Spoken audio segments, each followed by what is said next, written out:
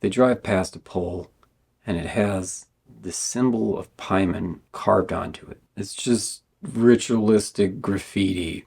Even though Peter and Charlie just arrived at the party, there's no dialogue between them. We see a girl chopping an obscene amount of nuts. Jeffrey Dahmer makes an appearance. So then Peter sees Bridget. She's sitting on the couch alone at a party. Peter's big icebreaker is, "Whoa, hi."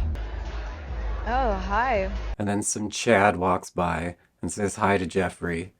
Peter says, "Hey, do you smoke at all? I have some really good weed." He does this right in front of Charlie.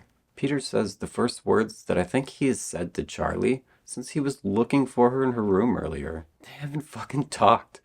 "Do you want to wait out here for a second?" No. He says, "Charlie, please. It'll just be 2 minutes and then we can hang out." She shakes her head no. He says, "Oh shit, look." "Oh shit, look! They're giving out chocolate cake!" And I guess she falls for it.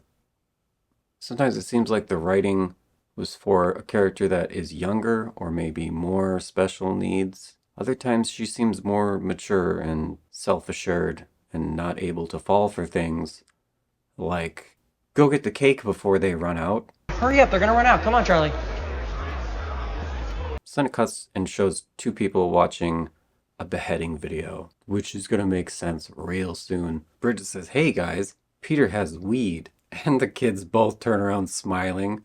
It's like a little kid's commercial. Cut to Charlie. She's wearing a Dwight Schrute shirt and fucking slamming some cake. Bridget says, "That was your sister downstairs?" Peter says, "Yeah, Charlie." His phone vibrates. It's his mom calling, but he ignores it. Bridget says, "I actually saw her drawing me last week." "Oh yeah?"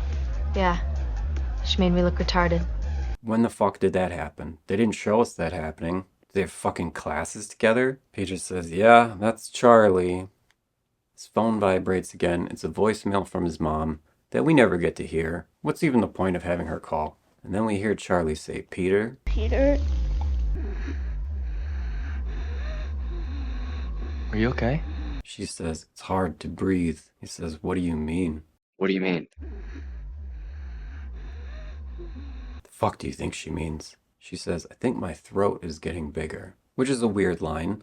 I mean, we all know it's like she can't breathe. She's having an allergy attack. I guess this has to do with Paimon trying to exit her body, and he likes to do so through the mouth. So this could be interpreted as him like leaving her body and being like trapped in her throat. So then it cuts to Peter. He's carrying her outside. She's gasping. Puts her in the back seat again. There's no EpiPen in the car. He didn't bring one. No one gives a fuck. He has a phone. He doesn't call for help. Why? Is he in trouble? How the fuck? She's like dying in the back seat. And he's like, "It's okay, Charlie. We're almost to the hospital." He floors it from 60 to 70. She rolls the window down and sticks her head out the window to try to get some air down her closed throat. Peter sees a dead animal in the road and he swerves just enough that the pole on the side of the road that we saw earlier with the graffiti on it, that knocks Charlie's head clean off. But why? Why would they have all this ridiculous, nonsensical shit happen just to decapitate Charlie? The real probable reason is that there's a real story of two drunk guys driving home, and one of them was decapitated by a fucking pole while sticking his head out the window. The other guy didn't find out till the next day when they find his friend's headless body in his car. Clearly, that stuck with Ari Aster. And he was like, that would make for a good event in a horror movie. And a lot of dominoes had to fall in place for it to happen. One of the explanations is that the demon, Paimon, he has seen all the different possible outcomes and knows that this is the correct order of events that'll lead to Charlie getting her head knocked off by a pole. There's no way. There's no fucking way. They knew that he would ask to borrow the car instead of just getting a ride. They knew that he would suck at lying and totally give away that he's going to a party. They knew that Annie would respond that way, that her plan would be, well, I don't want him to drink, so I'll make him bring his little sister. That Charlie, Peter, and Annie would all agree on her going. They knew that Peter would balls up and talk to Bridget based on what? How he completely fucking froze in class when she turned around and looked at him. They knew that his move would be to pull out a bag of weed in front of his little sister. His only way of ditching her would be chocolate cake. They knew that neither of them would spot the massive amount of nuts at this fucking party. They knew that he would drive instead of calling an ambulance. They knew that she'd stick her head out the window instead of just rolling the window down.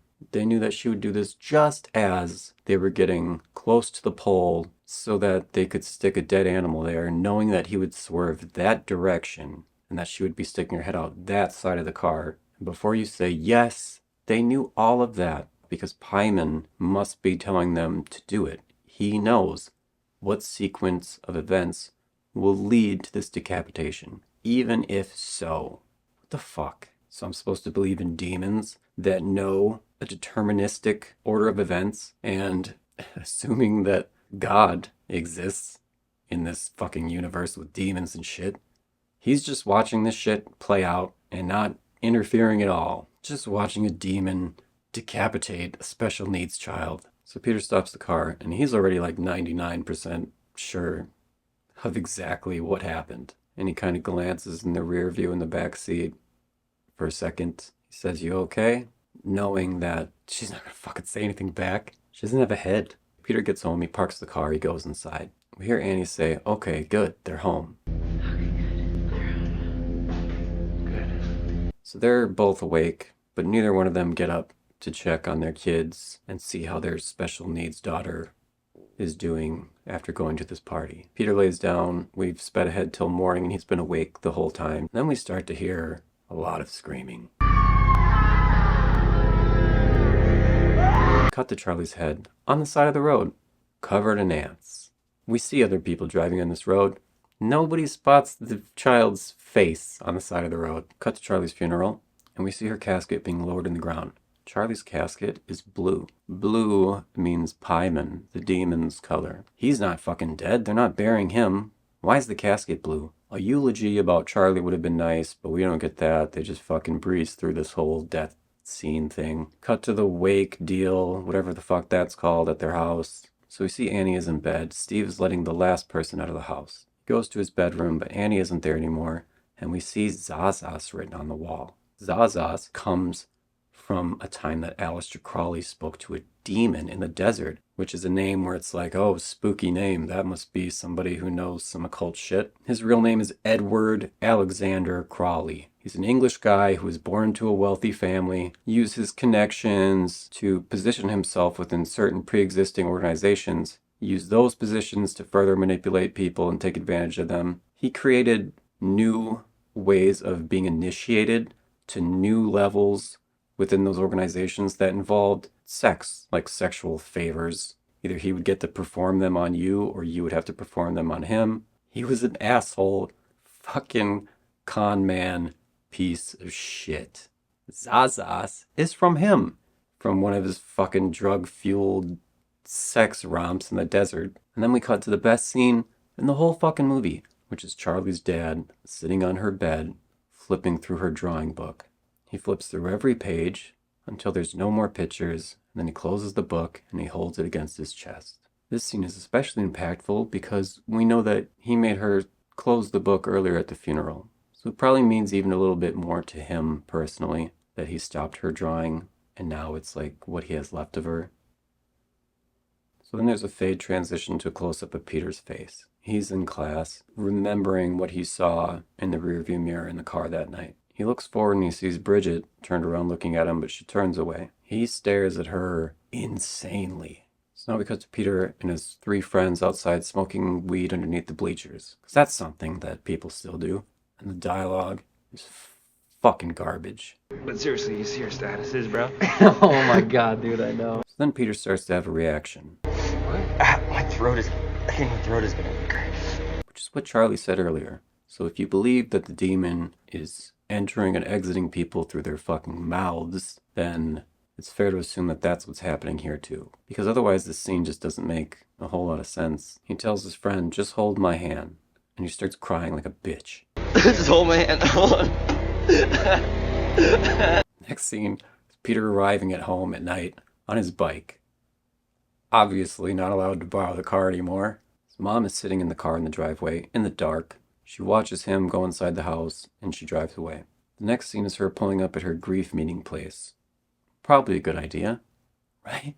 But she starts to pull away. We don't know why. Some lady, just some lady, starts running up to the car, waving her arms. The lady says, "I recognized you from a few months ago. I'm Joan." She tells Annie, like, "Oh yeah, my son and grandson died." I really did forget something. My son died. Oh. My grandson drowned. Oh my God. And now I'm about to embarrass myself.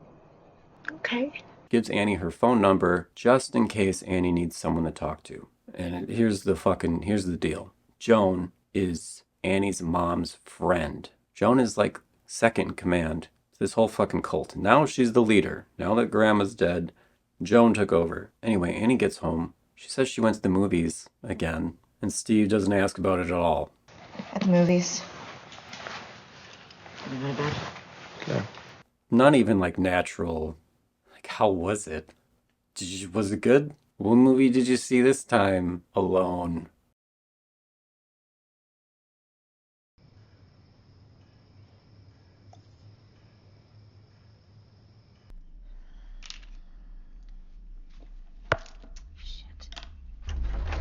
Oh, Annie, you came. And I was standing next to Peter and Charlie's bed when they shared a room. And I was standing there with a box of matches and an empty can of paint thinner.